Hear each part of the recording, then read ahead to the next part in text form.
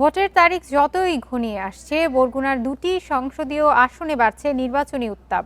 বরগুনা 1 ও 2 আসনে বিএনপি ও জামায়াত প্রার্থীর মধ্যেই হবে মূল লড়াই।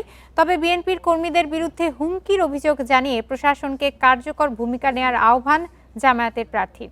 নদীবেষ্টিত জেলা বরগুনায় দুটি সংসদীয় আসন। ভোটের লড়াইয়ে বিএনপি, জামাত, জাতীয় পার্টি, খেলাফতে মজলিস সহ বিভিন্ন দলের 13 জন প্রার্থী। বরগুনা সদর, আমতলী ও তালতলী উপজেলা নিয়ে বরগুনা 1 আসন। প্রার্থী 4 জন হলেও মূল লড়াই হবে বিএনপি মনোনীত নজরুল ইসলাম মোল্লা এবং ইসলামী আন্দোলনের মোহাম্মদ অলিউল্লাহর মধ্যেই।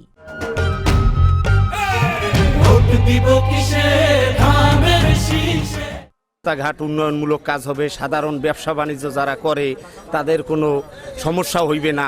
71-এর পক্ষে এবং আপনার রাত্র 3টায় যারে ডাকলে পাওয়া যাইবে। এলাকার উন্নয়নে বিএনপিকে এগিয়ে রাখছেন ধানের শীষের প্রার্থী। এদিকে বিএনপি নেতাকর্মীদের বিরুদ্ধে ভয়ভীতির অভিযোগ ইসলামী আন্দোলনের প্রার্থী।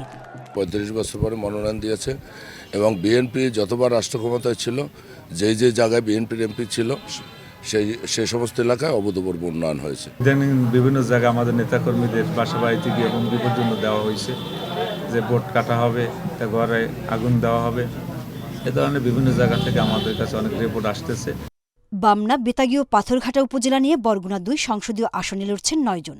বিএনপির সাবেক সংসদ সদস্য নুরুল ইসলাম মনিকে চ্যালেঞ্জ জানাচ্ছেন জামাতের ডাক্তার সুলতান আহমেদ। এবারও এলাকাবাসী বিএনপিকে নির্বাচিত করবে আশা নুরুল ইসলাম মনির। অন্যদিকে সুষ্ঠু নির্বাচন হলে জয়ে আত্মবিশ্বাসী জামাত প্রার্থী।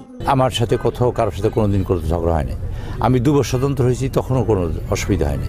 কিন্তু ইদানিং নির্বাচন শুরু হওয়ার আগেই 3 দফা মারামারি কোপাকুপি হয়ে গেছে আমার এলাকায়। বৈষম্যহীন দুর্নীতিমুক্ত সমাজ কায়েমের জন্য খুবই ঐক্যবদ্ধ এবং তার অবলম্বন হিসাবে আমাকেই তারা গ্রহণ করেছে বলে আমার ধারণা।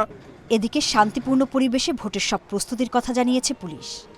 ভোট দিতে পারবেন এরকম একটি বিশ্বাস অর্জন করতে পারেন ভোটের পূর্বেই, সেই পরিবেশ আনবার জন্য আমাদের যা যা করণীয় আমরা সবই করব এবং করে যাচ্ছি। জেলায় প্রায় 10,10,000 ভোটার। এর মধ্যে 312টি কেন্দ্রে সরাসরি ভোট দেবেন 8,57,213 জন। আর পোস্টাল ব্যালটে জনপ্রতিনিধি বাছাই 11,302 জন। Independent news.